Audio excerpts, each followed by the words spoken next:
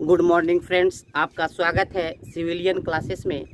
तो आज हम डिस्कस करने जा रहे हैं मैट्रिक्स का बहुत ही इम्पोर्टेंट टॉपिक, जिसका नाम है रैंक ऑफ मैट्रिक्स। ठीक है ना। तो रैंक ऑफ मैट्रिक्स बहुत ही आसान टॉपिक है। इसको अगर सही तरीके से इसके कॉन्सेप्ट को पकड़ लिया जाए और कुछ क्वेश्चन पे प्रैक्टिस कर लिया जाए तो ये मेरा 100% दावा है कि आप इस टॉपिक को बेहतरीन तरीके से समझ पाएंगे और एग्ज़ाम तक ले जाएंगे। ठीक है ना। तो हम देखते हैं रैंक ऑफ मैट्रिक्स। तो रैंक ऑफ मैट्रिक्स का जो थ्योरी है उसको हम समझेंगे विथ न्यूमेरिकल के साथ। तो न्यूमेरिकल के साथ हम देखेंगे क्या इसके थ्योरी को। तो देखते हैं, जैसे कि एक क्वेश्चन दिया हुआ है, एक क्वेश्चन है फाइंड द रैंक ए। कोई मैट्रिक्स ए है जिसका कि आपको रैंक फाइंड करना है। तो देखिए, सबसे पहले देखिए क्या कहता है, concept of rank of matrix is applicable for square and non square matrix, both square and non square matrix. क्या कहा गया है, जो कंसेप्ट है रैंक ऑफ मैट्रिक्स का वो स्क्वायर मैट्रिक्स में भी एप्लीकेबल है और नॉन स्क्वायर मैट्रिक्स में भी एप्लीकेबल है। ठीक है ना। तो rank of matrix square and non square दोनों मैट्रिक्स के लिए निकाला जाता है। अब देखते हैं दूसरा, इसका डिफिनीशन क्या कहता है। इसका डिफिनीशन कहता है रैंक का कि maximum number of independent row और column is called rank of matrix. किसी मैट्रिक्स में जितना नंबर ऑफ रो या कॉलम क्या है, इंडिपेंडेंट है, वही क्या कहलाएगा, रैंक कहलाएगा। इस टर्म को समझने के लिए हमको क्वेश्चन पे जाना होगा। बस यहाँ पे आप खाली जान लीजिए, मैक्सिमम नंबर ऑफ इंडिपेंडेंट रो या column is called rank of matrix. चलिए, एक बात याद रखिएगा, एकदम बांध लीजिए कि रैंक ऑफ मैट्रिक्स कितना होता है, तो less than equal to minimum row या कॉलम। मान लेते हैं कोई मैट्रिक्स है 3x4 का, कोई मैट्रिक्स है 3x4 का, मतलब 3 रो है 4 कॉलम है। तो रो ऑफ मैट्रिक्स मतलब रैंक ऑफ मैट्रिक्स है कितना होगा, 3 और 4 में जो छोटा है, जो मिनिमम है, 3 और 4 में जो छोटा है उसी से क्या होगा, छोटा होगा या बराबर होगा। तो इसका रैंक क्या बोलेंगे, या तो 3 से छोटा होगा या 3 के बराबर होगा। इस कॉन्सेप्ट को हम बराबर यूज करेंगे। हम क्या बोले, रैंक ऑफ मैट्रिक्स क्या होगा, minimum of number of row and number of column. Number of row और नंबर ऑफ कॉलम में जो मिनिमम होगा या तो उसके बराबर होगा या उससे कम होगा हमारा रैंक। ठीक है ना। Rank of matrix is equal to 0। Rank किसी भी मैट्रिक्स का 0 तभी होगा जब वह मैट्रिक्स नल मैट्रिक्स हो। और नल मैट्रिक्स को कहते हैं वैसा मैट्रिक्स जिसका हर एलिमेंट क्या होता है, 0 होता है, उसको क्या कहते हैं, नल मैट्रिक्स कहते हैं। डिपेंडेंट रो और column is check by determinant. आपको यहाँ पर हम लिखा है maximum number of independent row और कॉलम। तो इंडिपेंडेंट कितना, तो सबसे पहले हम देख लेते हैं डिपेंडेंट कितना है। जितना नंबर ऑफ डिपेंडेंट कॉलम होगा या रो होगा, क्या करेंगे, नंबर ऑफ साइज से घटा देंगे। कैसे घटाएंगे हम आगे देखते हैं। अगर किसी भी दिए गए मैट्रिक्स का डिटर्मिनेंट अगर 0 है तो उसका रैंक जो होगा वो n से भी कम होगा, n से कम होगा। इसके कॉन्सेप्ट को हम बारी बारी से देखते हैं। देखिए, सबसे पहले इस क्वेश्चन को हम देखते हैं।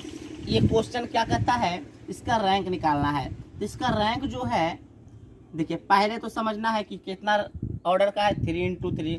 तो इसका जो रैंक होगा मिनिमम 3 और 3। तो इसका जो रैंक होगा लेस देन इक्वल टू, ये तो कंफर्म है। हम क्या बोले, किसी भी मैट्रिक्स का जो रैंक होगा वो नंबर ऑफ रो और नंबर ऑफ कॉलम में जो मिनिमम होगा उसी के less than and equal to होगा। इसका मतलब इस मैट्रिक्स का रैंक कभी भी 3 से ज़्यादा नहीं होगा। अब हम देखते हैं डिटर्मिनेंट। इसका जब डिटर्मिनेंट आप एक बार निकाल कर देखिए, तो डिटर्मिनेंट एक बार आप इसका डिटर्मिनेंट निकाल कर देखिए।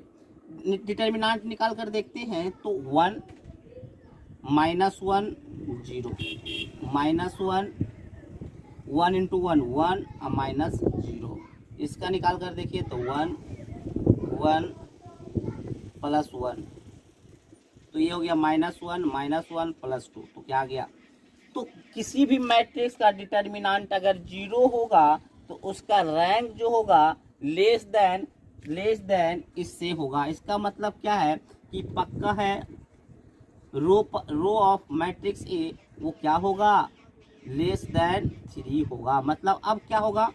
अब हम यहाँ से बोल सकते हैं रैंक जो होगा या तो 1 होगा या 2 होगा, 3 नहीं होगा। क्यों 3 नहीं होगा? क्योंकि इसका डिटर्मिनेंट क्या आ गया? 0 आ गया। अगर डिटर्मिनेंट 0 आ गया तो क्या करेंगे?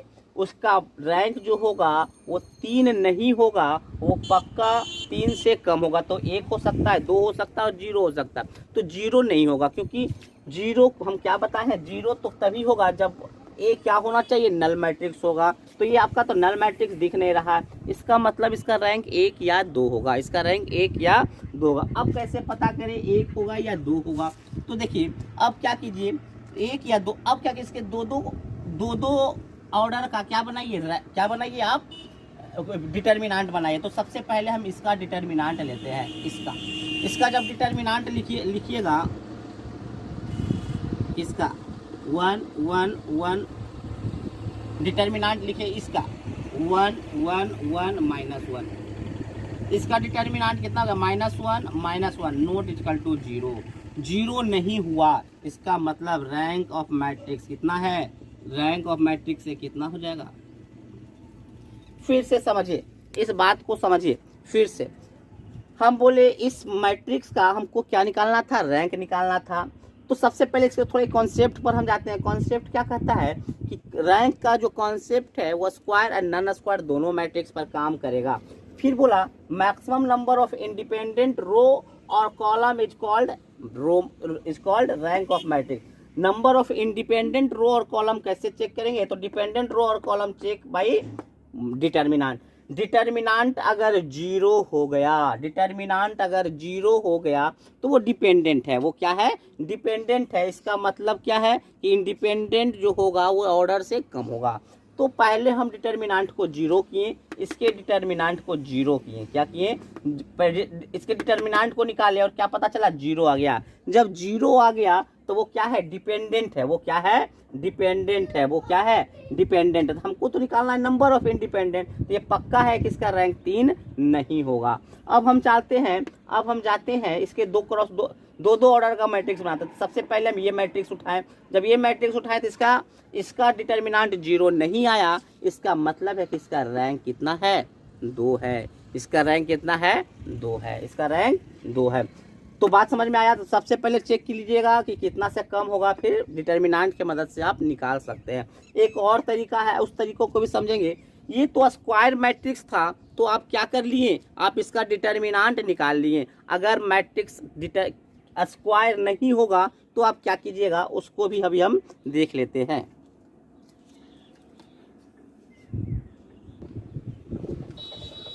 अब जैसे हमको क्या निकालना है? रैंक निकालना है। इस दिए गए मैट्रिक्स का रैंक निकालना है। तो ये देखिए स्क्वायर मैट्रिक्स है नहीं, ये स्क्वायर मैट्रिक्स नहीं है, तो इसका तो हम डिटर्मिनेंट नहीं निकाल सकते। तो देखिए कैसे कैसे इस स्टेप को पढ़ेंगे। तो सबसे पहले इसका ऑर्डर देखिए। इसका ऑर्डर है 3 × 4। कितना है? 3 × 4। तो हम क्या बताए थे? किसी भी दिए गए मैट्रिक्स का जो रैंक होगा वो minimum less than equal to minimum होगा। किसके मिनिमम? रो और कॉलम के, नंबर ऑफ रो और कॉलम का। इसका मतलब है डिटर्मिनेंट जो दिए गए मैट्रिक्स ए है उसका जो रैंक होगा वो मिनिमम, नंबर ऑफ रो कितना है प्यारे बच्चों? 3, और नंबर ऑफ कॉलम कितना है? तो 4। तो 3 और 4 में मिनिमम कौन है? तो ये तो कन्फर्म हो गया कि इसका जो रैंक होगा वो लेस देन इक्वल टू 3 होगा। अगर आपके ऑप्शन में 4 होगा, 5 होगा, तो कन्फर्म वो ऑप्शन नहीं होगा। तो इसका रैंक कितना होगा प्यारे बच्चों? तो 3 होगा, है कि नहीं? अब हम देखते हैं आगे। अब 3 से कम होगा, क्या होगा? तो देखिए हम डिपेंडेंसी देखते हैं। डिपेंडेंसी आप देख सकते हैं डिपेंडेंट है या नहीं, बहुत से तरीके से देख सकते हैं। सबसे पहले आप देख सकते हैं, देखिए अगर हम R3 को 2 2r1 माइनस r2 लिख सकते हैं। देखिए तो 6 दूनी 12, इसको घटा दीजिए तो माइनस 14, 2 इंटू 0 0 माइनस 14 14 माइनस 14, 4 दूनी 8 माइनस 8 0, 4 दूनी 8 और माइनस 18 माइनस 10। इसका मतलब R3 जो है वो डिपेंड कर रहा है R1 और R2 पर। तो R3 में अगर हम ऑपरेशन करें, R3 में अगर हम ऑपरेशन करें, क्या ऑपरेशन करें, R3 minus 2R1 minus R2, तो हम तो पक्का बोल सकते हैं कि R3 डिपेंड कर रहा है R1 R2 पर, R3 डिपेंड कर रहा है R1 R2 पर। तो हम क्या बोल सकते हैं, अगर आप ये ऑपरेशन कीजिए तो देखिए क्या आ रहा है, 6 0 4 4 माइनस 2 14 8 18। जब आप ये ऑपरेशन कीजिएगा R3 में क्या करना, R3 माइनस दिस कीजिएगा तो आपका 0 0 0 माइनस 0। तो देखिए क्या करना है, R3 में 14, देखिए 14 R3 में क्या किए हैं, 14 माइनस 2 इंटू R1 6 माइनस, देखिए आ रहा है ना। तो इसका मतलब क्या है कि या देखिए, तो इसका एक और डिफिनीशन होता है, रैंक का एक और डिफिनीशन होता है। क्या डिफिनीशन होता है, नंबर ऑफ नन जीरो रो या कॉलम इज कॉल्ड रैंक। क्या बोले, नंबर ऑफ नन जीरो, देख लीजिए 1 2, ये तो जीरो वाला है, ये नन जीरो वाला है, तो रैंक ऑफ ये क्या हो जाएगा प्यारे बच्चों, तो इसका 2 हो जाएगा। अब किसी भी तरह से इस दोनों को आप डिपेंडेंट नहीं कर पा रहे, देखिए डिपेंडेंट है क्या दोनों, 4 2 8 नहीं, डिपेंडेंट नहीं है, तो rank of A equal to 2। तो यहाँ पर जो ऑपरेशन है वो आपको इस मैट्रिक्स को देखकर ही आपके दिमाग में आ जाना चाहिए कि क्या करें कि आपको क्या हो जाए, आपको क्या हो जाना चाहिए, ये सिमिलर हो जाए या डिपेंडेंट हो जाए। ये एक तरीका है। दूसरा तरीका दिखाते हैं डिटर्मिनांट से, तो इसका रैंक हम कितना बताएंगे, 2 बताएंगे। अब आगे देखते हैं डिटर्मिनांट की मदद से। डिटर्मिनांट की मदद से देखिए, ये तो पक्का है कि इसका जो रैंक है वो 3 से कम है या 3 के बराबर होगा। तो सबसे पहले 3 होगा या नहीं वो चेक कर लीजिए। तो किसी 3 को उठाइए, इसको उठाइए, 6 0 4 माइनस 2 14 8 14 माइनस 14 0। इसका डिटर्मिनांट लिखिए, 0 0 माइनस माइनस प्लस 14 8 8 32 के 2 साथ में 3 112 माइनस 0 खत्म हो जाएगा, प्लस 4 14 दूनी 28 माइनस 14 14 ही, तो 112 छके 6 दूनी 12 2 हाथ में 1 7 672।